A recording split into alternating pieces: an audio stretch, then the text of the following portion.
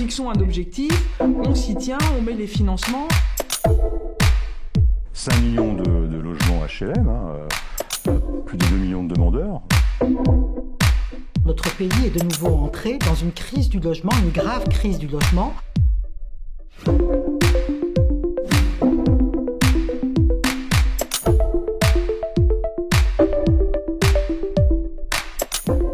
Bonjour à tous, bonjour à toutes. Nous sommes donc pour cette nouvelle émission, bienvenue, enregistrée dans le studio de Parole Libre, celui qui est situé aujourd'hui dans les locaux même de l'AFPOLS, avec cette formule, 2 invités, un expert, un discutant, une experte, une discutante, cela arrivera aussi, qui vous est proposé dans une version vidéo et qui sera à chaque fois suivie d'une édition écrite.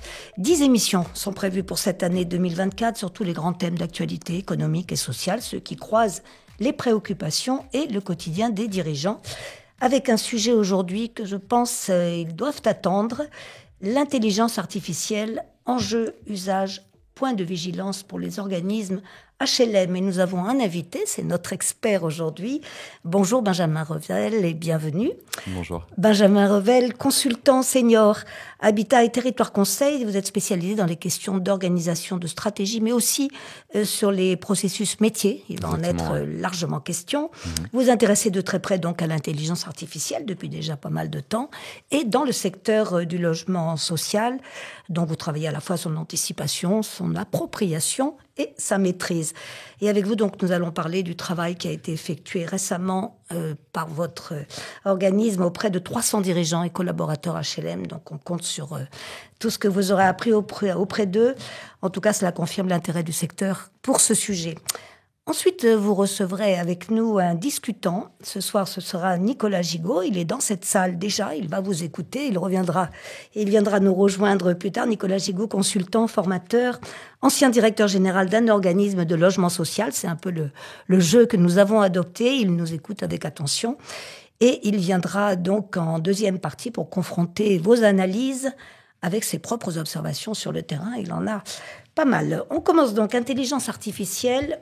Peut-être pas la peine de le rappeler, mais la révolution qu'elle entraîne dans nos pratiques et même dans notre vie, d'ailleurs, un sujet très central aussi, bien sûr, pour tous les dirigeants d'entreprises et singulièrement les organismes HLM. Il y a beaucoup d'attentes, il y a des craintes, il y a de plus en plus un besoin d'information et on l'espère, il y a aussi des espoirs, puisque on sait qu'il faut à la fois profiter de cette opportunité pour améliorer la performance en interne, pour améliorer la qualité de service, etc. À condition, bien sûr, de maîtriser les risques et les conséquences, et il y en a qui sont parfois un peu dangereuses. Vigilance aussi, on va en parler sur l'éthique, sur la propriété, sur la confidentialité des données. Toutes ces questions sont déjà remontées d'ailleurs de la part des dirigeants, vous les connaissez. Et enfin, on parlera sûrement, au-delà de la situation présente, de l'avenir proche de l'IA, ce qu'elle ne peut pas faire tout de suite, mais ce qu'elle fera peut-être demain, et demain, ça peut être très proche. On verra quel est votre pronostic à ce sujet. Peut-être une définition pour commencer, Benjamin Revel, l'intelligence artificielle. On résume rapidement, mais avec une question... De quoi on parle quand on parle d'intelligence artificielle ? Extrêmement simple. De quoi parle-t-on ? Et peut-être, à côté de cela, j'aimerais bien vous demander pourquoi l'intelligence artificielle doit-elle intéresser le logement social ? C'est une bonne question et en réalité, elle peut paraître simple au premier abord. Mais en fait, ce qu'on se rend compte, c'est qu'autour du terme d'intelligence artificielle, il y a finalement beaucoup de croyances différentes, beaucoup d'idées reçues et beaucoup d'informations nouvelles qui arrivent au fur et à mesure autour de cette idée-là. L'intelligence artificielle, c'est quelque chose qu'on sait faire depuis très longtemps. Aujourd'hui, on s'en sert au travers de ChatGPT, qui est le plus connu pour rechercher de l'information. Si on essaie de faire une comparaison avec ceux avec quoi on a l'habitude de chercher de l'information, Google, on passe d'un monde où on va donner des mots-clés dans une bibliothèque pour avoir de l'information à un monde où on nous fournit l'information directement, voire où on nous rédige le livre directement. L'intelligence artificielle, c'est un ordinateur qui est capable de raisonnement. C'est quelque chose qu'on sait faire finalement depuis très longtemps, ça n'a rien de nouveau.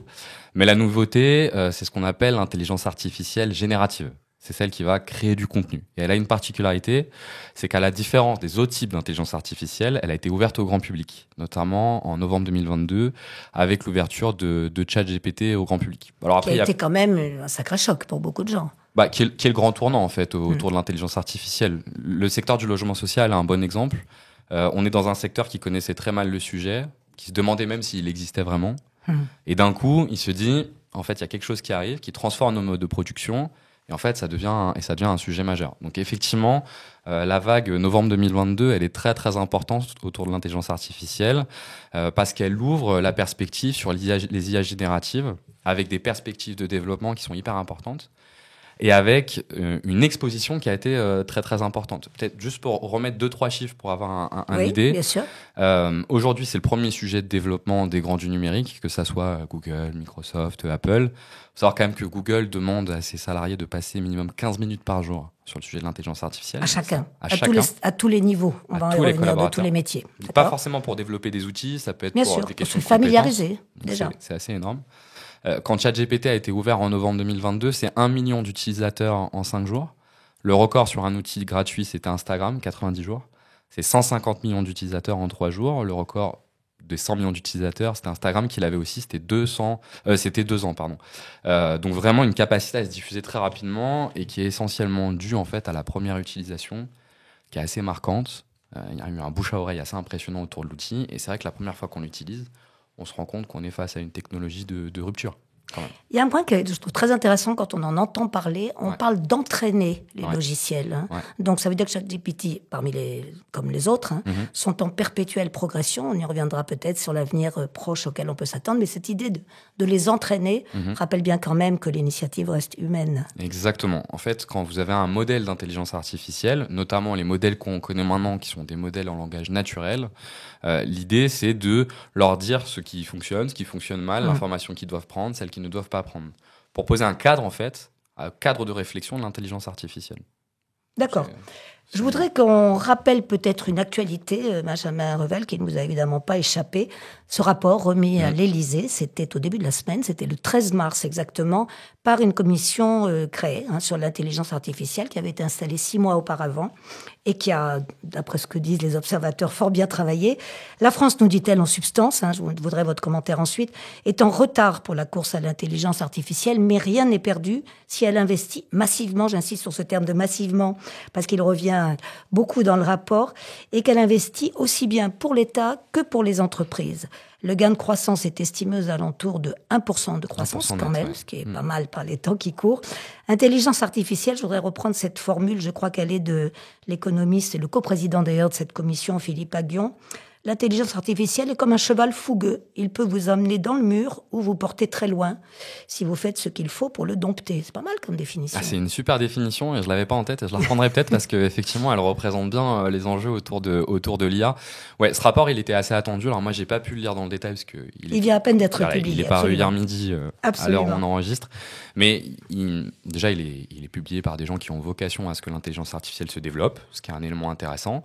Mais surtout, ce qui est intéressant autour de ce rapport, c'est que la commande qui a été faite par le gouvernement, alors c'est même l'Élysée directement qui a fait cette commande-là, qui montre bien l'envie de développement de la France sur ce sujet-là. La France, aujourd'hui, c'est quand même en Europe le 2e pays qui a le plus de start-up sur la question de l'intelligence artificielle. Donc c'est un effort assez important et c'est une capacité de développement qui est très importante.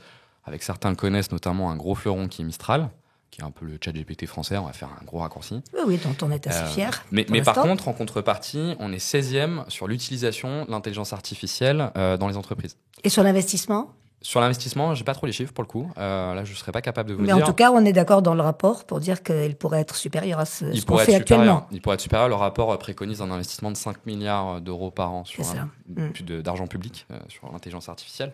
Et donc, effectivement, il pourrait être plus important. Une fois de plus, je rappelle, c'est un rapport qui est fait par des gens qui ont vocation à ce que des investissements soient faits dedans. Sur l'investissement général qui est fait, effectivement, il est important, mais on est quand même déjà le 2e pays qui a le plus de start-up. Donc, c'est aussi ça, l'investissement français sur l'IA, quoi. Alors, tous les secteurs d'activité sont touchés, on l'a dit. Vous nous avez dit aussi en quoi vous pensez qu'il est temps que le logement social s'y intéresse avec les autres. Quels sont les volets auxquels il s'adressera en priorité ? La qualité de service, la performance interne, vous allez me dire les deux peut-être ? L'action vers l'extérieur ou plutôt au contraire l'organisation ? On est vraiment sur des technologies qui ont vocation à toucher tous les secteurs.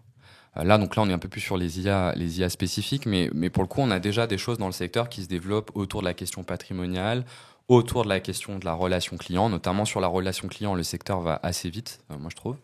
Et après, on a un dernier type d'outils, c'est des outils de développement personnel. Alors, développement personnel, le terme est un peu impropre, mais plutôt de productivité personnelle. Des outils comme Copilot, qui est l'intégration de l'IA dans la suite de Microsoft. Des outils comme ChatGPT aussi, qui ont vocation à booster un peu la production. En tout cas, aujourd'hui, l'IA chez les éditeurs ont bien conscience qu'il faut l'intégrer. Parce que sans ça, en fait, on n'est pas capable de vendre l'outil. La question qui se pose pour les bailleurs, je crois, c'est qu'aujourd'hui, les IA spécifiques font beaucoup de bruit, elles intéressent beaucoup. Alors qu'en réalité, je crois qu'il faut se poser la question sur est-ce que c'est vraiment le premier sujet qu'il faut se poser. Les éditeurs ont déjà beaucoup avancé, ils font beaucoup de choses. Maintenant, il faut qu'ils rencontrent les bailleurs pour définir des cas d'usage et aller encore plus en précision sur ce qu'ils veulent faire. Ils sont demandeurs d'ailleurs. Ils sont tout à fait demandeurs. Ils sont tout à fait demandeurs. Et dans le secteur, il y a des clubs comme le Club Apsis qui ont vocation justement à les faire se rencontrer. Et ils ont vraiment besoin de cette rencontre-là pour affiner leurs outils. Puis à côté de ça, on a des outils qu'on peut appeler le grand public, qui eux, pour le coup, sont déjà prêts. Mais qui pour vous sont vraiment une première étape. Si l'on veut s'approprier, maîtriser l'intelligence artificielle, il faut tout simplement partir des outils de base. Ce que vous appelez les outils grand public. Ouais. Alors un peu plus loin. On peut aller un peu plus loin là-dessus. Effectivement, je pense qu'autour des outils grand public, il y a deux questions. Il y a une première question qui est qu'on n'a pas le choix, à la différence des outils spécifiques qu'on va choisir. Les outils grand public, leur diffusion, on l'a dit au travers de ChatGPT, elle est assez importante. Il faut savoir que déjà aujourd'hui dans les entreprises, il est beaucoup diffusé. Et avec une question de sécurisation de l'utilisation de ces outils-là. Si je vous entends bien, beaucoup de gens l'ont déjà utilisé au sein des entreprises et leurs employeurs ne le savent pas forcément. Chacun a son ordinateur et peut s'amuser, entre guillemets, car on est nombreux à l'avoir fait, à utiliser ChatGPT. Exactement.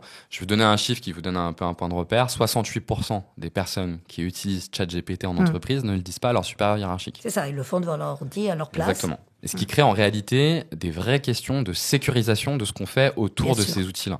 Et c'est pour ça que nous, on est assez convaincus que le premier sujet pour les bailleurs, ce sont ces outils-là. Je vous prends un exemple.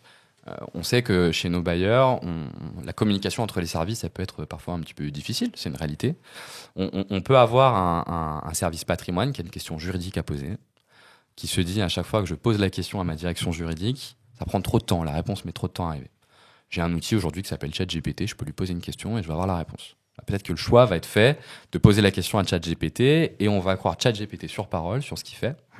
Sauf que, première question, est-ce que l'information qui est délivrée par ChatGPT, elle est fiable. Bonne fiable, c'est quand même une vraie question. On rappelle quand même que ChatGPT, les données sont à jour que jusqu'à novembre 2021. Donc sur la question juridique, ça pose des vraies questions sur la version gratuite. Deuxième question que ça pose, c'est notre direction juridique, elle a un apport qui est un peu plus que juridique quand on la consulte. Elle est capable d'avoir une vraie plus-value et du coup on la perd. Donc déjà, c'est la première question qui se pose. Deuxième élément qui se pose, 45% des 18-24 ans aujourd'hui utilisent l'intelligence artificielle au quotidien, contre 18% des 35 ans et plus. Donc ça veut dire qu'on a une vague de nouveaux arrivants dans l'entreprise qui vont arriver et qui vont maîtriser ces outils-là. J'allais dire c'est un problème de génération, mais c'est pas le terme, c'est pas un problème. Mais ça nous dit quand même bien qu'il faut réagir. Ça nous dit qu'il y a un risque de fracture générationnelle, quand même. Ça c'est sûr. Mais je crois qu'il ne faut pas partir du principe que nos nouveaux arrivants d'entreprise, ils maîtrisent l'outil. En réalité, il y a certains registres d'utilisation de l'outil qui sont plus ou moins pertinents. Et est-ce que réellement ces personnes-là sont au courant ou pas ? Moi, ce dont je suis assez convaincu, c'est qu'il y a un effort de pédagogie, de sensibilisation à faire par le bailleur autour de cette question-là. Qu'est-ce que vous préconisez d'ailleurs des groupes de travail, des entretiens individuels, faire venir des spécialistes ? Quelle est la méthode à choisir ? Pour aller vite quand même, parce qu'on sent bien qu'il y a une urgence aussi. Je crois que la première étape, c'est au sein d'un comité de direction, il faut que tout le monde se mette au même niveau. Aujourd'hui, au sein des comités de direction, on va avoir des niveaux qui sont très très différents sur l'intelligence artificielle. Certains ont déjà utilisé ChatGPT, d'autres non. Certains s'y intéressent au quotidien, d'autres non. Certains écoutent les informations, d'autres non. Et en réalité, on va avoir des niveaux de connaissances qui sont très différents et on ne sait pas trop faire le tri là-dedans. Je crois que la première étape, c'est de poser une base commune. Une fois qu'on a posé une base commune, on arrive à avoir un échange constructif autour du sujet. Et tant qu'on ne fait pas cette étape-là, c'est assez compliqué. Donc je pense que c'est ça la première étape. Une fois qu'on a fait cette étape-là, vous l'avez dit juste avant, l'intérêt d'aborder d'abord les IA grand public, c'est de permettre de se familiariser avec l'outil. Vous l'avez dit juste avant. Et effectivement, je pense que c'est une bonne étape de se dire on va constituer un groupe de 10-15 personnes, on va essayer de construire des cas d'usage, de voir si les IA génératives permettent d'y répondre ou s'il faut aller sur des IA spécifiques. Et partant de là, on va petit à petit monter en compétence sur la question de l'intelligence artificielle. Et mon groupe d'experts au sein de l'entreprise va être capable d'avancer là-dessus. Parce qu'aujourd'hui, on a des bailleurs qui font des tests sur des IA spécifiques, et ça marche très bien. On a aussi d'autres, alors on va pas donner des noms, c'est pas l'idée, mais qui ont mis de l'investissement pendant 6 mois, 8 mois, 10 mois, et qui au bout de 6 mois, 8 mois, 10 mois se disent en fait on arrête parce qu'on n'arrive à rien obtenir. Mais la vraie question c'est est-ce qu'on est incapable de le faire ou est-ce que le premier pas qu'on veut faire il n'est pas un peu trop grand? C'est ça, ouais. Je reviens sur les erreurs, parce que c'est quand même un petit peu inquiétant. Et on le sait, on utilise beaucoup ces outils pour poser des questions. Exactement. Or, comme vous l'avez très bien dit, déjà, ils ne savent pas toujours y répondre. Il y a des erreurs connues là, du côté du logement social. Vous en avez une ou deux à nous citer? Bien sûr, ouais, bien sûr. Alors effectivement, sur l'enquête de l'IFOP que je vous ai donnée, elle montre que le premier registre d'utilisation de ChatGPT, c'est pour augmenter ses connaissances. Donc c'est pour poser des questions. Le deuxième, c'est pour faire des recherches. Donc c'est essentiellement l'information. Et effectivement, l'outil, nous, on a fait beaucoup de tests, on a beaucoup travaillé dessus. On considère que sur la question de l'information, sa pertinence, elle est assez questionnable, pour le coup. Typiquement, si je vous prends un exemple, si vous posez la question à ChatGPT de l'impact de la loi Elan sur le secteur HLM, il va oublier de vous parler des regroupements pour les bailleurs de moins de 12 000 logements. Ah oui, des oublis quand même. Donc c'est des oublis qui sont assez importants. Il va faire quelques bêtises, mais surtout il va faire beaucoup d'oublis importants. Et si on n'est pas sensibilisé au sujet, on va passer en fait à côté de ces erreurs-là et on peut avoir des grosses erreurs. Et sur la question juridique, c'est pas la seule question sur laquelle c'est problématique, mais ça pose des vraies questions parce que derrière, on engage sa responsabilité. Sur quoi est-il le plus pertinent? Alors, qu'est-ce que vous observez? Je crois que le sujet sur lequel il est le plus pertinent, c'est assez indéniable et les personnes qui l'utilisent font à peu près tous le même constat, c'est la question de la méthode. Sur la question de la méthode, il faut reconnaître que l'outil est assez bluffant. Donc nous, on est consultants, donc théoriquement, notre vrai rapport, c'est la question de la méthode. On a fait certaines batteries de tests sur des réponses à appel d'offres qu'on avait fait pour essayer de comparer ce qu'ils faisaient. Et les réponses qui étaient obtenues, c'était pas ce qu'on avait fait, mais c'était pas complètement déconnant, quoi. Et globalement, quand vous êtes face à un sujet, que vous ne savez pas comment le prendre, se dire, il faut que je lance une réflexion autour de cette idée-là. Par quel bout je le prends? Là, l'outil, il est assez bluffant. Il va construire un raisonnement avec vous qui va être assez incroyable. Et en fait, l'outil... Il va rédiger correctement? Je crois que, alors effectivement, il y a les questions de synthèse où il est très performant, il y a les questions de rédaction, il est très performant, les questions d'orthographe où il est très performant. Ça, c'est un peu les registres sur lesquels il n'y a pas de questions. Vous voulez rédiger un mail, il est très très bien. Vous voulez corriger vos fautes, il est très très bien. Sur la question de la méthode, en fait, il va vraiment s'appuyer sur votre compétence à vous pour permettre d'aller plus loin que jusqu'où vous seriez allé seul. Nous, on a été assez étonnés au sein de notre cabinet de voir que en fait, les personnes qui l'utilisaient le mieux, c'était pas, parce qu'on n'a pas de fracture générationnelle, c'était pas forcément les plus jeunes en fait.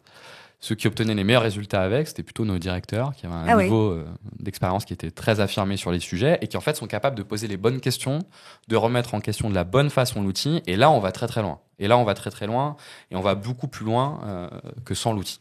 Alors, approchons-nous encore un peu plus des métiers spécifiques maintenant du logement social, des outils métiers qui serviraient peut-être pour l'immobilier en général et pour le logement social. Comment un organisme peut-il donc s'en saisir? Quels sont les domaines sur lesquels il peut arriver le plus vite? Est-ce que c'est, je ne sais pas, dans une politique d'achat? Est-ce que c'est dans, je ne sais pas d'ailleurs, comment est-ce qu'il peut se repérer et surtout arriver à maîtriser ses coûts, par exemple? Ouais. Alors effectivement, il y a la question de comment on apporte, je comprends bien, ou c'est les la RH, question de ou comment je sais pas, je pose des questions ouvertes. De comment on apporte les outils un peu plus spécifiques. C'est bien la question derrière. Je crois que la première étape avant de vouloir regarder les outils spécifiques, c'est de se poser la question de si son organisme est prêt à les accueillir. L'intelligence artificielle, c'est pas de la magie. L'intelligence artificielle, en fait, c'est un terme un peu marketing qui cache derrière des algorithmes. On va pas revenir dans le détail, ça serait un peu trop complexe. Mais en tout cas, un algorithme, ça se base sur de la donnée. Donc le premier élément pour un organisme, c'est qu'il faut que la qualité de la donnée au sein de l'organisme soit bonne et que la qualité des process, c'est le deuxième élément important, soit bonne. Parce que l'intelligence artificielle ne se base que là-dessus. Vos données, vos process. On sait aujourd'hui que le secteur... Si vous ne fournissez pas des données correctes, c'est ça que vous voulez dire? Si on fournit des mauvaises données, une fois de plus, c'est pas magique. Il va avoir des mauvais résultats. Il va pas corriger. Et aujourd'hui, on sait que dans le secteur, sur la question de la qualité de la donnée, moi j'ai rencontré des DG qui me parlent même de retard industriel comparé à d'autres secteurs sur la question de la qualité de la donnée. Petit à petit, le secteur essaye de rattraper son retard. Et ce qui est intéressant, c'est qu'on lui demande de progresser sur la donnée bien au-delà de l'IA. C'est aussi la question de la CSR2 qui arrive. Il y a tout un tas de sujets qui approchent et qui demandent aux organismes de progresser sur la question de la qualité de la donnée. Mais première étape, la qualité de la donnée. Deuxième étape, la qualité des process. Est-ce qu'ils sont appropriés? Est-ce qu'ils sont clairement identifiés? Une fois qu'on a fait ce travail-là, on peut commencer à réfléchir à l'intégration d'outils spécifiques. Et sur l'intégration d'outils spécifiques, c'était votre question, qu'est-ce qui existe aujourd'hui ? On a des outils sur le patrimoine qui existent, qui sont assez intéressants, qui permettent notamment de classifier les informations, de classifier la documentation. En fait, généralement, quand un éditeur vous parle d'intelligence artificielle, il dit « moi, j'utilise de l'intelligence artificielle ». En fait, c'est un bout de son logiciel qui utilise de l'intelligence artificielle. C'est pas l'outil qui est intelligence artificielle. Bien sûr. Donc, on va avoir des outils pour repérer du patrimoine, repérer du foncier qui serait pertinent, pour organiser la documentation. Moi, il me semble que le sujet sur lequel on va être prêt le plus rapidement, c'est le sujet de la relation client. Pour le coup, avec des applicatifs qui devraient arriver assez vite et qui existent même déjà. On a certains bailleurs chez Action Logement, je ne sais pas si on a le droit de dire les noms, mais qui utilisent déjà Bien certains sûr. outils. On pense à Séquence avec Mia, qui permet d'avoir des chatbots qui sont boostés à l'intelligence artificielle, donc qui comprennent mieux les requêtes, qui progressent en fur et à mesure des requêtes, et la réponse de premier niveau est plus importante. On voit dans ce que vous dites là, Benjamin Revel, le besoin, enfin l'envie même, qu'ont les éditeurs de les rencontrer, les organismes. Hein. Ouais. Parce que c'est tout ce que vous dites là, c'est ce besoin au fond de travailler ensemble, de s'adapter pour que l'éditeur s'adapte aux besoins réels du bailleur. Il faut les rencontrer. Donc vous insistez beaucoup à cela. Ouais. C'est tout à fait ça. Effectivement, c'est le travail qui est entrepris par le Club Apsis aujourd'hui, qui est un club de DSI. En fait, quand vous développez un outil, vous allez développer une boîte, donc une boîte, qui est presque parfaite à un moment donné, mais qui, tant qu'elle ne se confronte pas à des cas d'usage, n'est pas réellement capable de répondre aux besoins.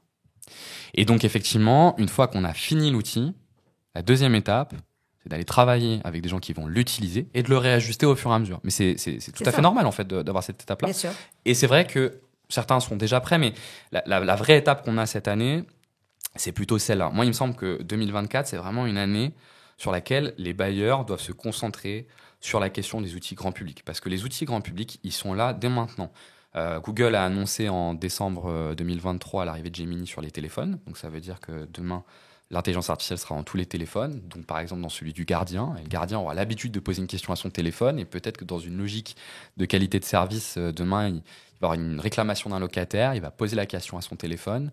Que le téléphone va lui donner une réponse pertinente, mais qu'elle ne sera pas en accord avec vos process. Vous allez créer une fragilisation de l'entreprise.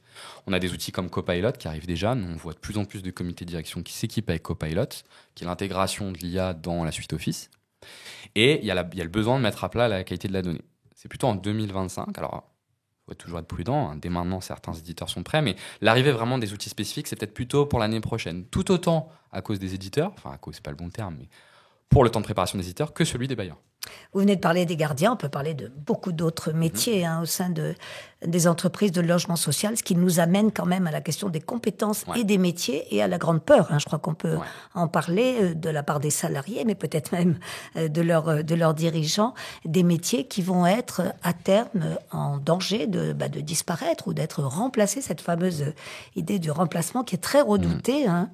Alors vous aviez une réponse, on en a déjà parlé ensemble. Vous dites que ce n'est pas dans la culture du logement social. C'est vrai, ce n'est pas dans ses valeurs en tout cas. Ouais. Ils chercheront d'autres issues, mais est-ce suffisant ? C'est vrai qu'autour de cette question de remplacement des collaborateurs par des ordinateurs, c'est quelque chose qui circule beaucoup, mais en fait, est-ce que et c'est partout, vraiment pas nouveau ? que dans le logement, bien Exactement. entendu. Ouais. Et on l'a déjà vu avec Internet. Oui. Et plus ailleurs que dans le logement. On l'a déjà vu avec l'arrivée d'Internet. Bien sûr, c'est ce que j'allais dire. Au final, les ordinateurs, on s'est toujours posé cette question-là. Je crois que la culture du logement social est assez importante autour de cette question. Effectivement, on est un secteur qui n'est pas le secteur industriel américain, qui n'est pas le secteur du conseil américain. Et dans un tour de table qu'on faisait avec certains DG, il y a quelque temps, un DG nous disait je crois que si on prend nos organismes sur les 20 dernières années, il n'y en a aucun qui a baissé en volume d'effectifs. Je pense que c'est une réalité pour l'ensemble des organismes. Ce n'est pas dans la culture du secteur. Même pour des secteurs pour lesquels c'est leur culture, en réalité, ils sont revenus sur certaines choses qu'ils ont tenté de faire. Je vous prends un exemple. Non, c'est très important de le rappeler. Je vous prends un exemple, le projet Tesla, qui a été monté par Elon Musk, qui initialement avait pour but d'être financé par des actifs boursiers sur la promesse d'une production très très importante de Tesla à un T.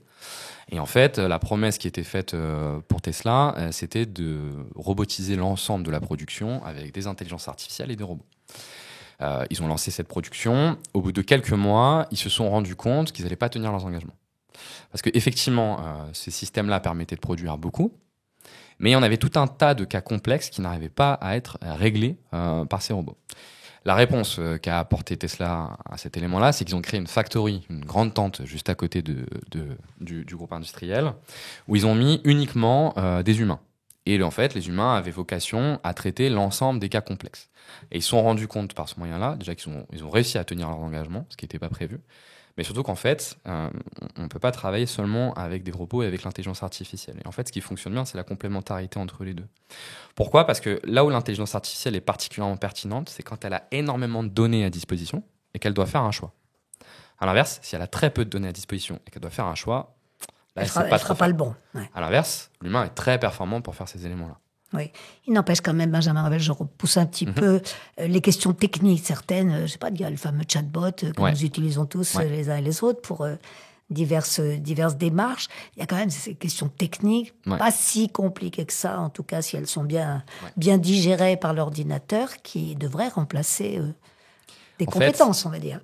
Voilà, je ne parle pas d'hommes, mais de compétences. Exactement, c'est le bon terme. C'est un peu la suite logique à l'échange qu'on a, mais c'est de se dire, l'idée que des gens vont perdre leur emploi au bénéfice d'ordinateurs, comme une espèce de perte nette, je pense qu'elle est assez utopique, dans notre secteur comme dans d'autres. Par contre, effectivement, il y a un grand sujet de transformation des compétences. Et ça, pour le coup, je suis assez convaincu que c'est le premier sujet. Et qu'il faut s'y préparer. Et dès maintenant. Certaines études montrent qu'on anticipe que d'ici 2030, 85% des emplois seront touchés par l'intelligence artificielle et verront leurs compétences se transformer. Et ça, c'est un élément qui est très important. En fait, effectivement, l'IA va venir toucher certains pans de compétences. Et la question, c'est quelles sont les compétences qui vont perdre en valeur et quelles sont les compétences qui vont prendre en valeur. Vous pouvez en citer quelques-unes ? Alors, effectivement, en fait, globalement, le paradigme qu'il y a aujourd'hui sur la recherche autour de cette question-là, c'est vraiment l'idée de se dire que les compétences productives pures vont perdre en valeur et que les compétences humaines vont prendre en valeur. Vous avez par exemple le rapport de Cédric Villani, qui suit bien la logique générale qu'on a eue de 2019, qui parle de travailleurs réhumanisés. L'idée, c'est de se dire que les compétences productives classiques vont perdre en valeur et qu'à contrario, les capacités de management, les contacts intrapersonnels, alors lui il parle aussi également de rapport au vivant, de logique mathématique, ce sont ces éléments-là qui vont prendre en valeur. Et dans les études qui sont faites, en réalité, on imagine naturellement que ce sont plutôt les opérationnels qui vont se voir déposséder de certaines de leurs compétences, alors qu'en réalité, ce dont on se rend compte et les projections qui sont faites, c'est que c'est plutôt les managers qui vont être le plus impactés. Pourquoi ? Parce qu'on est encore beaucoup dans des modèles de managers experts et qui a sa légitimité par sa compétence experte sur un sujet. Il faut imaginer que demain, dans une entreprise, vous ayez, et on a déjà des choses qui se développent aujourd'hui, vous ayez un petit outil qui regroupe l'ensemble de la connaissance de l'entreprise et votre opérationnel, il va directement poser la question à cet outil. Donc le manager va être dépossédé en fait, de son savoir technique. Par contre, il va être beaucoup plus attendu sur sa capacité à manager les équipes et en fait sur ses vraies compétences de manager pur. Sur les choix à faire, sur les décisions à prendre, etc. Exactement. Parmi les projections aussi qui sont faites, on parlait tout à l'heure de la question de la relation client. L'idée, c'est bien de se dire qu'on va se dégager des 80% de cas, 85% de cas dits simples pour se concentrer sur les 15%, 20% de cas complexes, qui demandent notamment un rôle social qui est assez important. Et donc en fait, c'est aussi une perspective assez enthousiasmante de se dire qu'on va se concentrer sur des cas à forte valeur ajoutée. Ça pose quand même une question sur le développement des compétences, qui est assez importante et qui se pose beaucoup aujourd'hui. C'est quelles sont les tâches que j'ai qui sont à faible valeur ajoutée, qui me permettent demain de faire une tâche à forte valeur ajoutée. Mais est-ce que je les connais déjà ? Enfin, c'est tout un travail. Justement, le rôle, c'est de les identifier. C'est de les identifier, de les comprendre et de se dire, mon nouvel arrivant, on prenait le cas de la gestion sociale, quand je vais lui demander d'interagir avec des locataires, je vais peut-être pas lui faire commencer par le locataire très complexe avec qui m'a déjà fait 4 relances et qui est très énervé. Il faut commencer par des choses plus simples. Mais tout en ayant comme perspective qu'à terme, la réponse de premier niveau, il n'y a pas forcément vocation à ce qu'on la traite, il faut juste qu'on soit dans un apprentissage, et après on se concentre sur les cas complexes. Très bien, métier de proximité concerné aussi, enfin j'en ai pas comme ça, mais on peut citer beaucoup d'autres cas. Vous avez parlé du juriste aussi, on pourrait parler des métiers un petit peu parallèles, l'architecte et tout, mais je crois que Nicolas Gigot, qui vous écoute avec attention... Je sais, je crois le savoir. On va voir, on va lui laisser cette question s'il le souhaite, bien sûr. On parlait donc des remplacements un peu redoutés, hein, donc si je résume bien ce que vous nous dites, les outils grand public, priorité. Sortir de la crainte de la perte d'emploi, pour des raisons de valeur, mais aussi parce que, vous venez de nous le dire, on ne pourra pas se passer quand même Exactement. de l'humain. Et qu'il ne faut pas perdre du temps. C'est-à-dire qu'à trop se concentrer sur la question de la perte d'emploi, on en oublie de se concentrer sur la question la plus importante, qui est la question de la transformation des compétences et de la complémentarité entre l'intelligence artificielle et l'humain. Je vous prends juste un exemple. Est-ce que vous connaissez la pratique du freestyle chess ? Non. Le freestyle chess, c'est une pratique qui s'est développée... D'abord, ça se traduit ? Oui, c'est les échecs freestyle, je sais pas comment on pourrait le dire, en tout cas de manière libre, on va dire. C'est une pratique qui s'est développée aux États-Unis suite à la première défaite d'un humain face à un ordinateur. Sauf erreur de ma part, ça doit être Kasparov. Première défaite d'un humain face à un ordinateur. On a commencé... je l'ai entendu récemment, ça remonte aux années... C'est assez loin, hein, ça c'est remonte. assez loin. Ouais. Avant les années 2000, je crois. On a commencé à créer une pratique de compétition qui était de mettre en compétition n'importe quelle combinaison de grands maîtres avec un ordinateur. On s'attendait à ce que gagnent soit les ordinateurs les plus puissants, soit éventuellement des grands maîtres, même s'ils avaient déjà perdu, donc logiquement non. Et en fait, on a été assez surpris de voir que dans ces compétitions, gagnaient des novices qui maîtrisaient très bien l'outil qu'ils utilisaient. Donc ça nous dit que dans un contexte compétitif, ce qui fonctionne le mieux, c'est pas l'ordinateur seul, c'est pas l'humain seul, c'est la complémentarité entre les deux. Et c'est de bien identifier ce que l'ordinateur fait mieux que l'humain, comme ça l'humain peut se concentrer sur ce que l'ordinateur sait pas faire. Tout ce qui a trait à l'imprévu, au non prévisible, ces éléments-là, on est très doués, on en a déjà parlé un peu avant. Encore 2 questions avant de demander à Nicolas Gigot de nous rejoindre, Benjamin Revel. D'abord, les risques éthiques, il y en a évidemment. Ouais. Hein. On a parlé de peut-être le salarié qui tout seul va prendre des initiatives, avec quelles contraintes, quelles habitudes, quelle manière de faire, etc. Et puis aussi des questions éthiques sur les données, justement, qui sont détenues par les organismes, jusqu'où peuvent-elles être conservées, diffusées, éventuellement... Voilà, le rôle de l'IA là-dedans, c'est un outil prédictif aussi. Et effectivement, sur la première question que vous posez sur comment le collaborateur utilise l'intelligence artificielle, ça rejoint un peu les éléments qu'on a dit, donc je ne vais pas y passer trop de temps, mais effectivement, l'élément important, c'est bien de sécuriser cette utilisation. Bien sûr. D'autant que, si vous voulez, quand on a un développement de technologie, on a toujours à peu près le même phénomène. La technologie va se développer très très fort au début, puis après ça stagne. À l'inverse, l'encadrement réglementaire, au début, il est un peu à la traîne, il rattrape un peu, mais il rattrape jamais complètement la technologie. C'est un peu comme ce qu'on fait sur la cybersécurité en réalité. Il faut avoir un peu après la même approche. C'est faire de la sensibilisation et de la pédagogie. Comment on utilise ces outils-là et comment on fait pour les utiliser avec pertinence. On a vu dans les années 2000 l'arrivée d'outils comme Outlook sur les téléphones. On s'est dit que c'était juste une avancée. On n'a pas vraiment anticipé son arrivée et fait de la pédagogie autour, et on a vu des problèmes de surmenage au travail que ça a pu créer. Et donc une certaine fragilisation de l'entreprise. Et donc c'est vraiment ça le premier élément, parce que cet élément-là, il va s'imposer à nous, une fois de plus. C'est pas comme les IA spécifiques où on va les choisir. Deuxième élément un peu plus général sur la question de la donnée, sur les différentes questions d'éthique qu'il y a autour de l'intelligence artificielle. Et de diffusion, oui. Exactement. Le premier sujet, il est environnemental. Je pense sincèrement que le premier sujet est environnemental. Pour vous donner un ordre d'idée, quand vous générez une image avec l'intelligence artificielle, en termes de consommation énergétique, c'est l'équivalent d'une recharge entière de téléphone. Donc c'est assez important. OpenAI, qui est la maison mère de ChatGPT, n'a pas forcément vocation à se poser la question des questions énergétiques parce que c'est un labo de recherche. Donc leur but, c'est d'aller le plus loin possible. Mais il y a une question très importante qui va se poser autour de la question environnementale. On peut en revenir si vous le souhaitez. Le dernier sur la question de la donnée.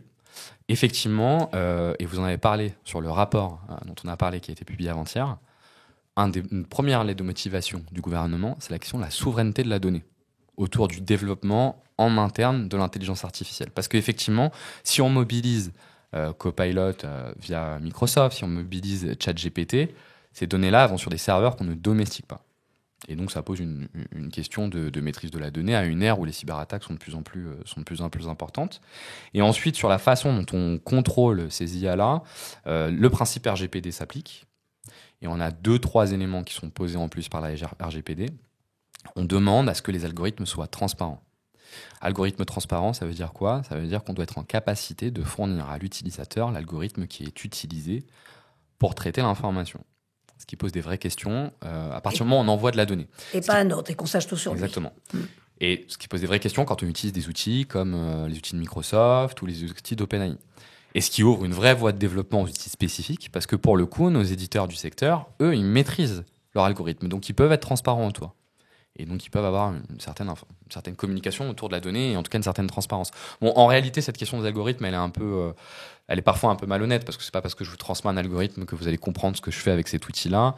D'autant plus que les algorithmes sont une chose, mais la façon dont ils sont entraînés est tout aussi importante. Donc, mais bon, en tout cas, il y a un encadrement qui est en train d'être fait. Et l'IA Act a été voté il y a 2 jours, donc on est le 15, ça doit être le 13 mars, a été voté avec des principes d'encadrement sur différents niveaux de risque d'IA. Oui, puis on voit qu'il y a quand même une certaine vigilance, hein, pas seulement de la part des entreprises, les États aussi sont évidemment concernés. Et l'Europe a une posture un peu particulière sur cette question-là. Les États-Unis et l'Asie ont des logiques de développement et de conquête de marché très importantes.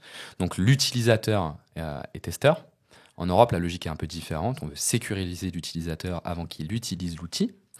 Et par conséquent, la RGPD en est un exemple. On va contrôler l'utilisation, et après ça permet de faire une réglementation mondiale parce que l'Europe est un énorme marché et donc du coup ils doivent s'adapter derrière à ces réglementations-là. L'Union européenne essaye aussi de pas être trop freinante parce qu'elle a un peu peur qu'elle n'arrive pas à développer suffisamment ces outils-là et que typiquement on est passé à côté sur les réseaux sociaux, ils aimeraient bien ne pas passer à côté sur l'intelligence artificielle. Ce que nous rappelle le rapport dont on parlait tout à l'heure, en incitant quand même fortement l'État français à investir massivement, je reprends le terme. 5 milliards par an, préconisé. 5 milliards par an, c'est ce qu'il souhaite, massivement. Dernier point, mais vous l'avez déjà abordé, Benjamin Revel, on va peut-être y aller un petit peu plus vite et y revenir avec Nicolas Gigot, c'est la formation. On a bien compris qu'il faut avancer avec toutes les compétences, hein, on le rappelle, hein, qu'il faut éviter aussi la fracture générationnelle, vous l'avez également mentionné, donc mettre au niveau du comité de direction, je vous ai entendu le dire aussi, on est vraiment dans une technologie de rupture, donc ils n'ont pas le choix, hein, ils n'ont pas le choix, il faut qu'ils y aillent. Et on passe d'un monde à l'autre, mais peut-être quand même la super intelligence, on ne sait pas encore faire, rassurez-nous. Oui, en fait, autour des débats sur l'intelligence artificielle, en fait, il y a 3 types d'intelligence artificielle. Le premier, je vais très vite, hein. Le premier, c'est les IA qu'on va dire étroites. C'est une IA qui est conçue pour un sujet spécifique. C'est typiquement ce que vous voyez dans les jeux vidéo. Quand je suis face à mon petit bonhomme que je tire dessus, qui va à droite, à gauche et qui vous tire dessus. Ça, c'est une IA en soi, c'est une IA étroite. Ça, on sait le faire depuis très longtemps, il n'y a pas de débat. Deuxième type d'IA, c'est les IA dites générales et pas génératives, les IA dites générales, qui sont capables d'apprendre des tâches humaines, qui ne sont pas autonomes et qui sont capables de faire des tâches complexes. C'est typiquement ChatGPT. Autour de ces IA-là, jusque-là, pas trop de débats sur leur développement. Il y a eu beaucoup de débats l'année dernière, mais en réalité, c'était pas trop sur ce type d'IA. Mais celle qui va être capable en toute autonomie, qui va traiter les problèmes, c'est la super intelligence. Et ça, on ne sait pas le faire aujourd'hui. Elle n'existe pas. Non, on ne sait pas le faire aujourd'hui. On ne sait pas le faire pour une logique algorithmique qu'on ne connaît pas. Et on ne sait pas la faire pour des questions énergétiques. Le coût énergétique est extrêmement important. On ne sait pas si on a des ordinateurs assez puissants, même si les ordinateurs quantiques arrivent. Et même au-delà de ça, il y a des vraies questions éthiques qui se posent. Et on a des vrais blocages qui sont mis. On a eu politique pour le coup qui vient peut-être oui, pas forcément pas que politique, on a eu par exemple dans une fresque que seule la Silicon Valley peut connaître en décembre dernier, le renvoi de Sam Altman qui était le patron d'OpenAI et qui a été repris une semaine plus tard. On n'a pas trop su pourquoi, mais parmi les rumeurs qui avaient été diffusées, c'était qu'en fait il avait trouvé le Saint Graal, l'algorithme pour faire la super intelligence, et qu'en fait le conseil d'administration avait pas voulu le développer et elle avait bloqué. Bon, Sam Altman a dit que c'était pas ça, mais ça vous donne un peu un ordre d'idée des fantasmes qu'il y a autour. Moi, j'ai pas d'avis, je n'ai aucun avis. Et Elon Musk, typiquement, qui est un des leaders aujourd'hui mondiaux quand même sur la question de l'intelligence artificielle, est contre le développement de la super intelligence pour des questions éthiques et sécuritaires. Ce qui n'empêche pas qu'elle viendra peut-être, mais on n'en est pas là. Aujourd'hui, on ne sait pas la faire en tout cas. Merci beaucoup Benjamin Revel pour toutes ces informations et ces indications à l'attention des dirigeants d'organismes. Il est temps de recevoir Nicolas Gigot, je l'ai dit, discutant, consultant, formateur, ancien directeur général d'un organisme du logement social. Je le voyais du coin de l'œil prendre pas mal de notes. On va lui demander de nous rejoindre.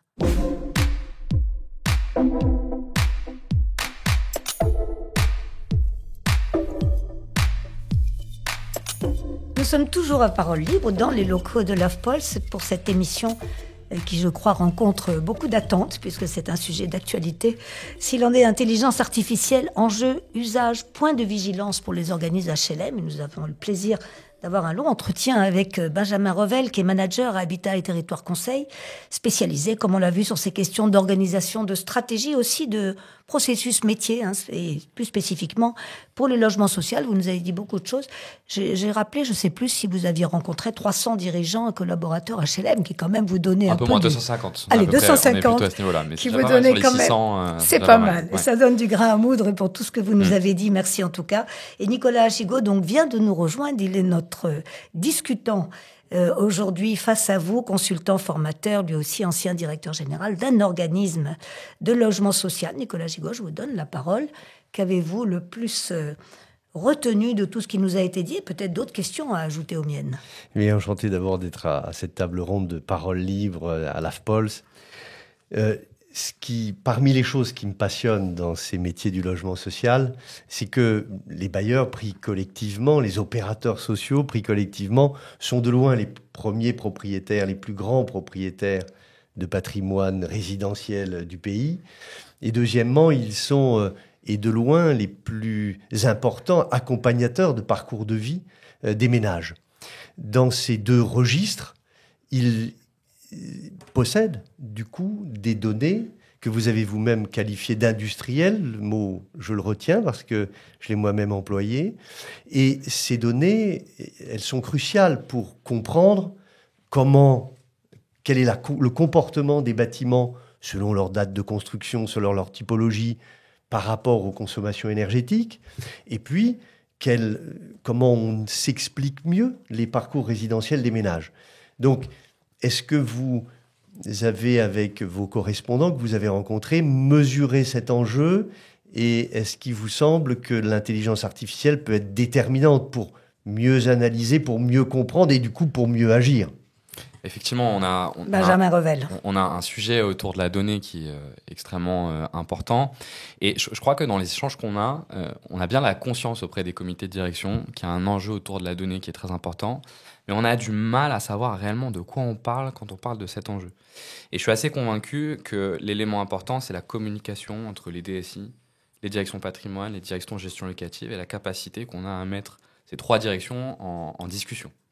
La donnée aujourd'hui chez nos bailleurs, il y en a énormément.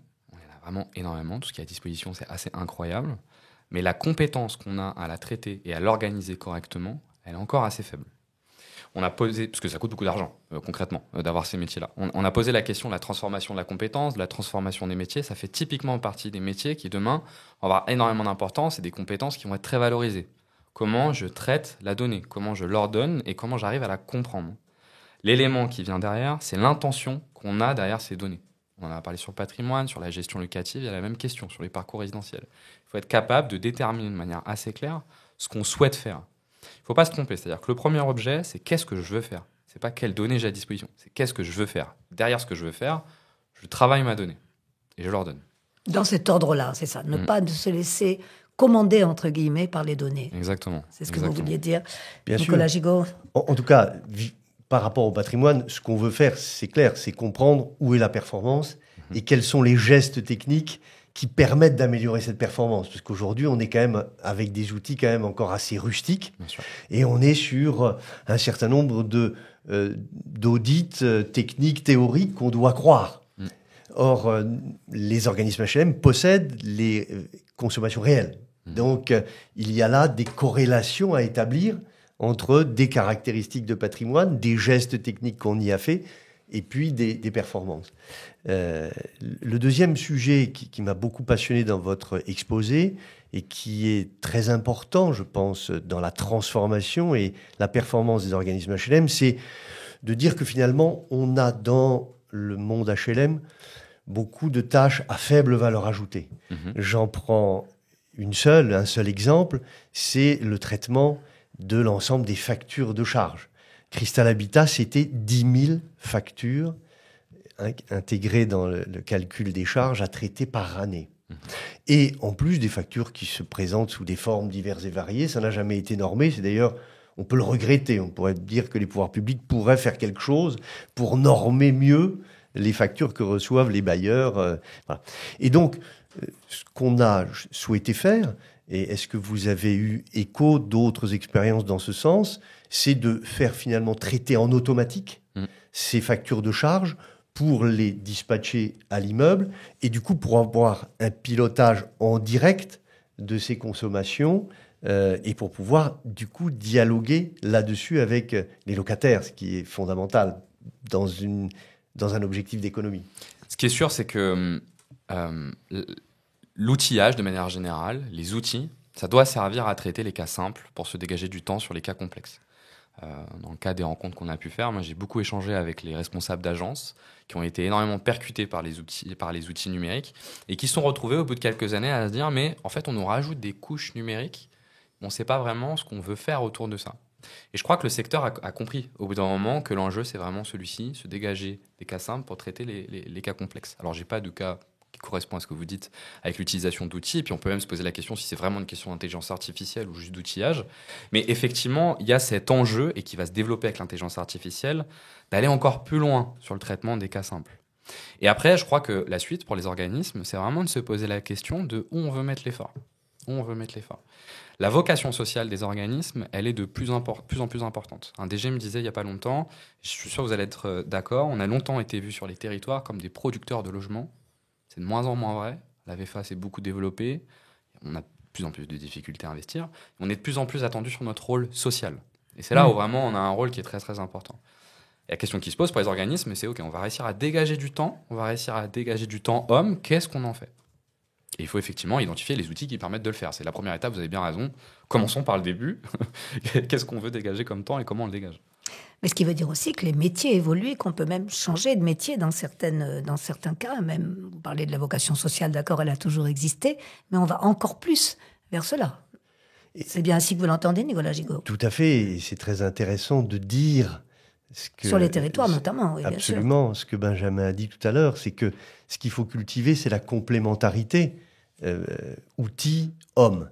Parce que je pense que la capacité relationnelle, la valeur ajoutée relationnelle va être déterminante pour justement traiter les cas complexes, ceux qui perturbent la vie des organismes au quotidien. Hein. Et là, c'est du relationnel, de la compréhension des situations sociales pour les traiter. Tout à fait. Et puis, la vocation du bailleur social, elle est renforcée ces dernières années. On a quand même des territoires aujourd'hui sur lesquels le bailleur est le dernier élément institutionnel qui existe. Et si demain, le bailleur n'existe plus sur ces territoires, que reste-t-il pour nos locataires et même pour nos concitoyens ? Et si les bailleurs aussi ont moins d'argent, comment ils font pour investir le temps nécessaire sur ces territoires-là ? Donc c'est effectivement une voie qui permet de se dire, allez, on va reconcentrer notre effort presque de masse salariale sur ces métiers-là qui aujourd'hui n'étaient pas les plus considérés, ces métiers à forte valeur ajoutée humaine, parce qu'on est toujours dans un modèle où on favorise la valeur ajoutée productive, pour le concentrer là-dessus. Et je pense que maintenant, c'est un peu à chacun de s'emparer de cette question-là et de se dire qu'est-ce qu'on en fait, quoi. OK, ça va bouger, l'horizon c'est 2030, 85% des emplois qui vont être touchés par l'intelligence artificielle, les compétences vont bouger. OK, on comprend bien qu'on est à un tournant, il va se poser beaucoup de choses sur les 6 prochaines années, le secteur va essayer de produire des choses qui vont permettre à chacun d'être aidé dans sa prise de décision. Maintenant, le sujet, c'est quelle décision on prend. Et d'ailleurs, on a certains bailleurs aujourd'hui qui confient le sujet d'intelligence artificielle, non pas à leur DSI, mais qui le confient à leur DRH. Nous, on l'a vu, j'ai des gros bailleurs, région parisienne, qui confient à leur DRH, qui montrent bien la confiance. Nicolas Gigot, est-ce qu'il y a des points qui peuvent vous inquiéter en face de la puissance de l'outil ? Par exemple, on parle de social, justement, jusqu'où peut aller l'intelligence artificielle pour... on va dire, bien connaître et identifier les locataires. Et vous voyez de quoi je veux parler, notamment des impayés, par exemple. Oui, tout à fait. Les questions d'utiliser cet outil pour du prédictif, pour dire attention, là, il y a un locataire à risque, c'est très dangereux. Parce que notre métier dans le logement social, c'est d'accompagner les ménages. Et c'est d'insérer les ménages. Et non pas de les cantonner dans peut-être des échecs qu'ils ont eus dans leur vie, parce que tout le monde en a eu des échecs. Eux aussi, ils sont passés par des hauts et par des bas. Et le logement social doit être là pour accompagner ces ménages et non pas pour les catégoriser et les cibler. Je pense que c'est un grand danger et je pense qu'il faut s'en prémunir absolument. C'est possible, cela, Benjamin Alors, Revel? effectivement, on a aujourd'hui des éditeurs qui travaillent sur la question du prédictif. À Lyon, on a une boîte assez importante qui s'appelle Bialix qui travaille là-dessus depuis des années, qui commence à avoir des choses qui sont intéressantes. Et c'est vrai qu'autour de cette question-là se posent vraiment des questions d'éthique et de valeur. Est-ce qu'on souhaite être en anticipation et de se dire, avant même l'attribution, je me pose la question de si je fais entrer ou non? Oui. Ou alors, on peut avoir une autre approche, qui est de se dire, on va être sur une approche de segmentation, et plutôt de se dire, je repère mes publics fragiles, j'ai bien compris que dans mon parc, les publics fragiles, c'était ceci, et donc, du coup, je mets des dispositifs sociaux adaptés à ces publics fragiles pour les accompagner et éviter qu'ils rentrent dans l'impayé, qui est une spirale sans fin. Une fois qu'on est rentré dedans, c'est difficile d'en sortir. Le but, c'est d'éviter la première fois. Autre élément important quand même, qui est important à avoir en tête, je pense, pour nos auditeurs, des questions de RGPD et ce qui se pose sur l'IA Act autour du prédictif. L'IA Act européen a défini des différents niveaux d'IA avec différents niveaux de risque. Risque faible, haut risque, très haut risque. Très haut risque, ça va être interdit. Haut risque, ça va faire l'objet d'une réglementation spécifique. Faible risque, pas de question. Le prédictif ne fait pas partie du haut risque ou très haut risque. On est dans le faible risque. Donc ça va se développer. L'outil va arriver. Donc on peut se poser la question. De qu'est-ce qu'on en fait. De ce qu'on en fait. Et si effectivement ça sert à dire on renforce l'accompagnement, c'est positif. Pourquoi pas, j'allais dire. Il y a un autre domaine qui, je pense, se développe, mais peut-être vous allez nous en dire plus, c'est que dans ces temps de raréfication du foncier utilisable pour le développement du patrimoine, ou pour sa surélévation, ou pour l'épaississement de bâtiments, tout ça c'est des choses possibles, eh bien il y a des outils assez puissants, semble-t-il, qui se sont développés pour générer finalement des cartographies de potentiel de développement sur les quartiers, y compris sur les quartiers existants. Ouais. Et nous savons là aussi que les opérateurs sociaux, ils sont propriétaires, ils sont des très grands propriétaires de foncier. Donc il y a là sans doute des opportunités à saisir dans ces temps. Ça veut dire quoi? Repérer des territoires, des endroits où l'on peut construire et calculer avec des possibilités. Et calculer directement des volumétries Exactement. De constructibilité supplémentaires. Et ça, on sait déjà le faire. Oui, en fait, l'idée, c'est de se dire où est le foncier disponible. Une fois qu'on a repéré le foncier disponible, c'est de pouvoir être dans de la projection, de se dire qu'est-ce qu'on va gagner en utilisant ce foncier-là, soit avec de la surélévation, alors là, c'est plus du foncier, mais soit avec de la création neuve. Et on va essayer d'avoir une logique de projection. C'est effectivement la deuxième part d'intelligence artificielle. On est presque pas dans l'intelligence artificielle. Effectivement, on sait le faire depuis un certain temps. Et il y a beaucoup de choses qui développent. Et pour le coup, vous avez tout à fait raison, intéressent énormément les bailleurs. Parce qu'il y a une vraie question aujourd'hui, il y a une demande de logement qui est très importante. On demande aux bailleurs de construire beaucoup de logements. Ça se croise avec des contraintes économiques qui sont de plus en plus complexes pour les bailleurs. Et donc, vous avez tout à fait raison. Il y a un vrai enjeu pour eux de savoir comment construire à des meilleurs endroits, avoir des meilleures chaînes de rentabilité pour pouvoir continuer à exercer leur action sociale. C'est positif selon vous, Nicolas Gigot, ou est-ce qu'il y a un risque là encore? C'est positif dans le sens où ça permet d'avoir assez rapidement des projections à montrer aux collectivités locales et aux maires pour dire, vous voyez, on est en panne de nouveaux fonciers, le zéro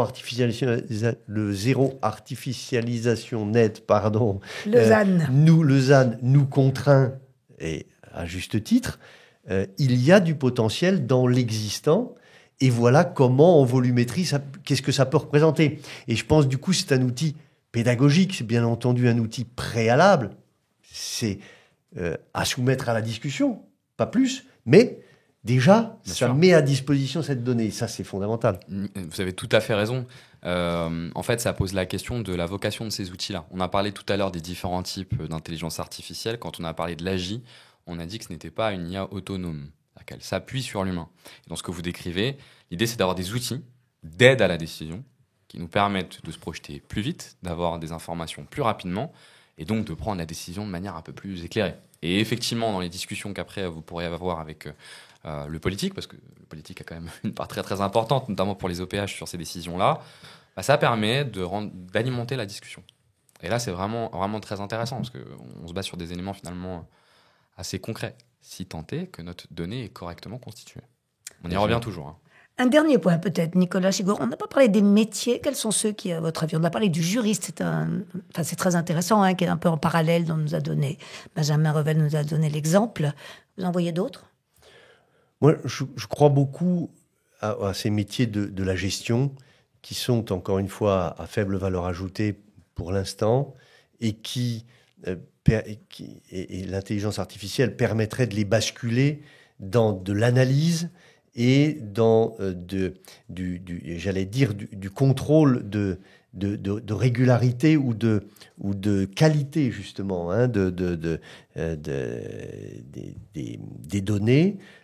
Et notamment, je crois que sur la question des économies d'énergie, c'est fondamental de savoir mieux parler aux locataires du comportement, de leur comportement et du comportement de l'immeuble par rapport à la fois au froid l'hiver et au chaud l'été. Oui, et puis d'accompagner le locataire aussi. Et d'accompagner le Ça locataire. permet de mettre à disposition des outils qui sont beaucoup plus adaptés au locataire et beaucoup plus en proximité du locataire. Vous pouvez imaginer demain avoir un outil qui va prévenir le locataire des risques de consommation, qui va dire peut-être que ce serait bien que tu fasses plutôt comme ci, plutôt comme ça, et de petit à petit lui permettre d'adapter sa consommation. Une des grosses questions pour les bailleurs, c'est toute la pédagogie qui est faite autour de l'utilisation du logement. On sait que c'est un gros sujet, à la fois pour réguler les consommations, mais aussi pour retrouver le logement dans un meilleur état. Quand on va avoir à le reprendre et éviter d'avoir des remises en état des logements qui sont trop chers, on peut typiquement, on a beaucoup parlé d'assistants avec l'IA. On peut parfaitement imaginer que demain, le locataire, on fournisse au locataire un assistant sur son utilisation du logement et qui l'accompagne, parce que comme vous l'avez dit, il a plein de données à disposition, le petit assistant, et qui est capable de lui dire « Attention, là, il n'y a peut-être pas besoin de dépenser autant. Attention, il y a peut-être un problème d'étanchéité quelque part, parce que visiblement, ce que je constate sur le logement ne fonctionne pas. » En fait, tout ce qu'on essaye de faire depuis des années autour des données sur le logement, on a constitué des bases de données qui sont très importantes en se demandant mais qu'est-ce qu'on va en faire ? Qu'est-ce qu'on va en faire ? L'intelligence artificielle, c'est passer d'un monde où il faut comprendre le langage de l'ordinateur pour l'utiliser à un monde où l'ordinateur comprend notre langage. Donc ça permet d'imaginer des outils pour demain qui vont être beaucoup plus appropriables, notamment pour le locataire, avec des offres de services plus appropriable pour le locataire. Et là, c'est vrai que ça offre une perspective qui est assez enthousiasmante pour accompagner le locataire. On retient cette dernière formule. Hein. C'est à l'ordinateur de nous suivre et non pas de nous conduire. C'est bon pour vous? C'est une très belle conclusion. Pour notre discutant Nicolas Giraud, que l'on remercie vraiment d'être venu retrouver notre expert Benjamin Revel. Merci à vous aussi. Et merci à tous de nous avoir écoutés, suivis. On se retrouve dans un petit mois et nous parlerons d'Europe, avec évidemment d'autres experts et d'autres consultants. En l'occurrence, je crois, un expert et une discutante. Merci, bonsoir à tous. Merci.